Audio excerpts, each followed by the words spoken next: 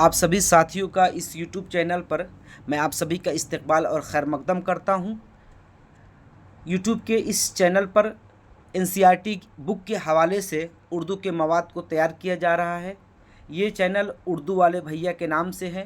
गज़ल गो शोरा जो NCERT book में शोरा शामिल है, उसकी ये सातवीं किस्त आपके सामने पेश की जा रही है। और जिस शायर को आज मौजू बनाया गया है वो है गालिब।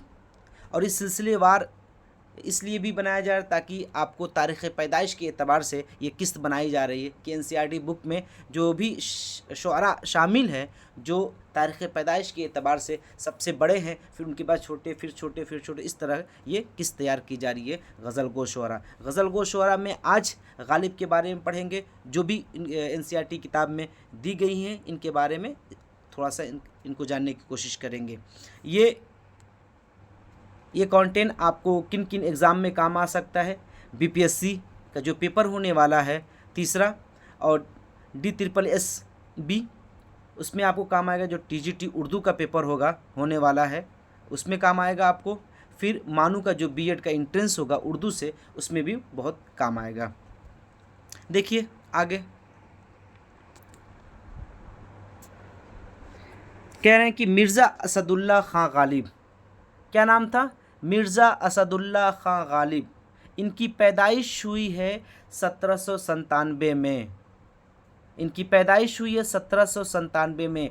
कहीं कहीं कुछ किताबों में NCERT की जितनी भी मैं किताब देखा हूँ सब में यही तारीख़ पैदाइश दी हुई है। कुछ किताबों में अगर आप देखें तो 1796 भी लिखता है, लेकिन आप 1797 लगाएंगे तो आपके पास रेफरेंस के तौर पे, हवाले के तौर पे NCERT की किताब मौजूद होगी। अगर वहाँ पे ऑप्शन नहीं देता तो आप क्लेम कर सकते हैं। इसलिए मैं किताब के हवाले से क्या आपके सामने मवाद को पेश कर रहा हूँ ताकि आपको किसी भी तरह के कोई परेशानी का सामना न करना पड़े। फिर क्या कह रहे हैं कि मिर्ज़ा असदुल्ला खां गालिब की वलादत मतलब पैदाइश आगरे में सन 1797 में हुई थी। उनके चचा नसरुल्लाह बेग ने उनकी परवरिश की।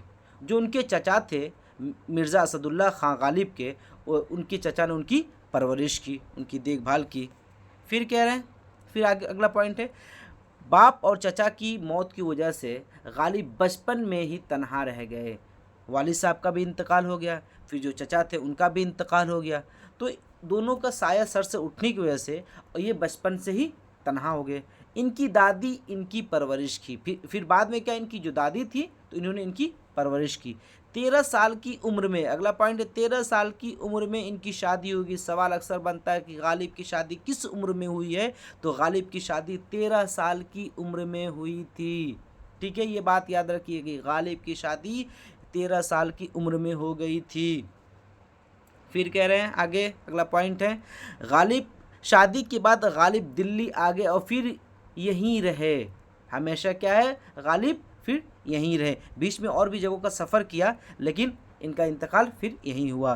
गालिब की ज़िंदगी के आखिरी दिन लंबी बीमारी की वजह से तकलीफ़ में गुजरे, लेकिन उनके मिजाज की शौक़ी और जहन की ताजगी ताउम्र बरकरार रही। ठीक है, मिजाज की शौक़ी और जहन की ताजगी ताउम्र बरकरार रही, ये याद रखिएगा। फिर कह रहे हैं कि गालिब उर्दू के चंद सबसे बड़े शायरों में शुमार किए जाते हैं। जहाँ भी उर्दू शायरी की बात आती है, बगैर गालिब के कोई भी उर्दू की शायरी अधूरी है। अगर हम गालिब का नाम न लें और उर्दू शायरी का तस्करा कर दें, ये मुमकिन ही नहीं है। कह रहे कि गालिब इब्तदा में असद तखल्लुस रखते थे। उनका नाम था असदुल्ला खां। तो क्या है कि शुरू में, इब्तदा मतलब शुरू में गालिब क्या है, असद तखल्लुस रखते थे। बाद में फिर उन्होंने गालिब तखल्लुस इख्तियार कर लिया। ठीक है, गालिब ने उर्दू और फ़ारसी दोनों ज़बानों में शेर कहे हैं। ऐसा नहीं कि सिर्फ़ और सिर्फ आपको उर्दू में इनके अशार हैं, फ़ारसी ज़बान में भी इनके अशार आपको मिलेंगे। फिर आगे अगला पॉइंट, गालिब ने आम रास्ते से अलग नई राह बनाकर चलने का शौक़ था। यही वजह है कि उनका कलाम अपने अहद के शायरों बल्कि कम व बेश उर्दू के तमाम शायरों के कलाम से मुनफरिद है। ये ख़ुद एक अपना रास्ता बनाना इन्होंने चाहा, और वो रास्ता बनाया भी और उस पर चले भी। جس کی وجہ سے جو اس وقت کے دوسرے شعراء تھے یہ اس سے ان سے بالکل منفرد نظر آئے. اور دیکھیے ان کا کلام کیا ہے, بہت منفرد نظر آیا اس دور کے شعراء سے. اور آج بھی جب بھی ہم ان کے کلام پڑھتے ہیں تو دوسرے شعراء کے مقابلے ان کا کلام بہت مختلف اور منفرد نظر آتا ہے. اگلا پوائنٹ ہے کہ غالب کے کلام کو عموماً مشکل سمجھا جاتا ہے, اور حقیقت ہے, کیا ہے, حقیقت ہے کہ غالب کے کلام کو سمجھنا اتنا آسان نہیں ہے اور عموماً مشکل سمجھا جاتا ہے, بلکہ ہے بھی, حقیقت بھی ہے. پھر بھی ان کے اشعار کی ایک بڑی تعداد آج بھی لوگوں کی زبان پر ہے. مشکل تو ہے لیکن کیا کہ اتنے مشہور ہیں, ان کے اشعار اتنے اچھے ہیں اور موقع محل کے اعتبار سے ہیں کہ لوگ ان کے اشعار کو زبان زد کیے ہوتے ہیں اور اس کو یاد کیے رہتے ہیں اور موقع کی مناسبت سے اس کو پڑھتے رہتے ہیں. سب سے زیادہ اگر کسی کو اس وقت لوگوں کو شاعری یاد ہوتی ہے, شعر یاد ہوتے ہیں تو وہ غالب کے, اور مثال بھی دی جاتی ہے. اگلا پوائنٹ ہے ان کا بہت سا کلام سادہ اور بظاہر آسان بھی ہے. ایسا نہیں کہ صرف مشکل ہی انہوں نے شعر کہے ہیں, آسان بھی ہے, بہت سے آسان اشعار ہیں ان کی, مسلسل غزلیں ان کی ہیں آسان سے آسان.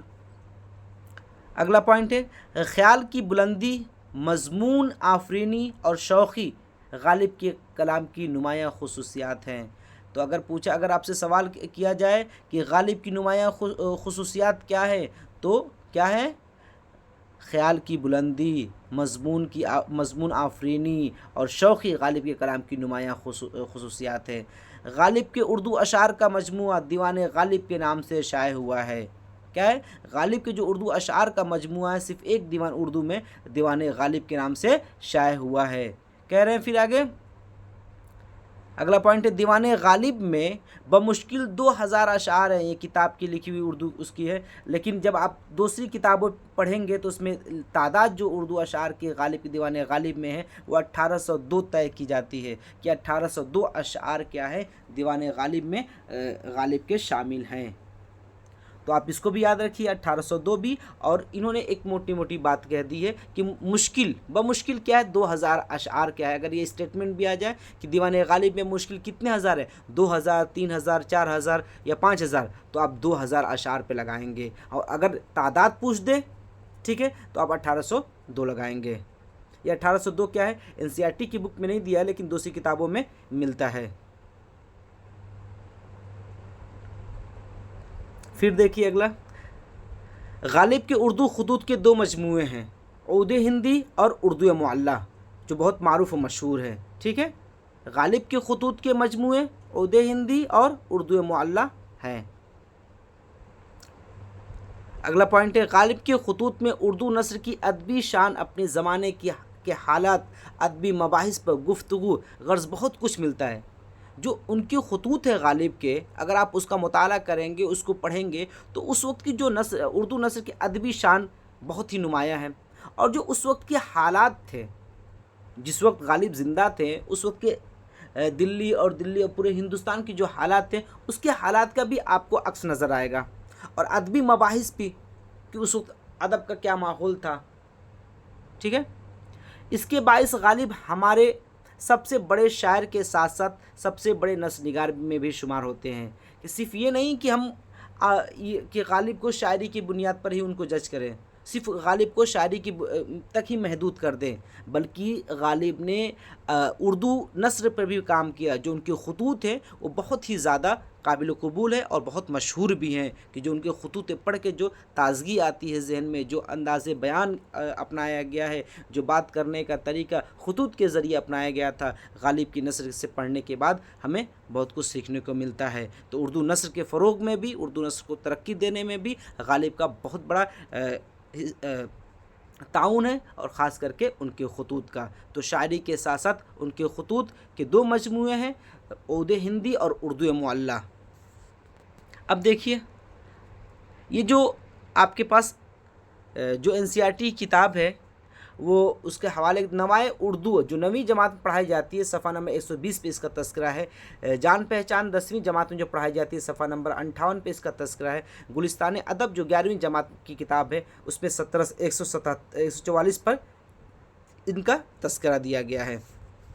ٹھیک ہے, تو مختصر سا مرزا غالب کا तारुफ पेश किया गया है, उनकी सवानेह जो मुतअद्दिद किताबों में NCERT के पेश की गई है, उसको आपके सामने पेश किया गया है। तो इससे इंशाल्लाह आपको और हमें बहुत आसानी मिलेगी जब हम पेपर देने जाएंगे, BPSC का पेपर देने जाए या DSSB का पेपर देने जाए या मानू का पेपर देने जाए। तो जब ऐसे पेपर होते हैं जो स्टेट कंडक्ट का, तो बहुत ज़्यादा मुश्किल सवालात नहीं पूछते हैं, मामूली सवालात होते हैं। लेकिन क्या है कि वो सवालात अगर आप वो कंटेंट और मवाद आप अच्छी किताब से पढ़ के जाएँ तो आप उसका जवाब आसानी से दे पाएंगे। तो आप इस चैनल को ज़्यादा सब्सक्राइब करें, लाइक करें और अपने साथियों तक इसको शेयर करें कि जो भी कंटेंट आपके सामने पेश किया जा रहा है वो टोटल NCERT कुतुब पर मबनी है, किताबों पर मबनी है, इधर उधर की बात नहीं की जा रही है। और अक्सर बोर्ड के MP बोर्ड हो गया, आपका जो भी एग्ज़ाम होते हैं, BPSC का हो गया, दिल्ली जो पेपर कराते हैं उसका हो गया, यहीं से सवालात बनकर आपके सामने आते हैं।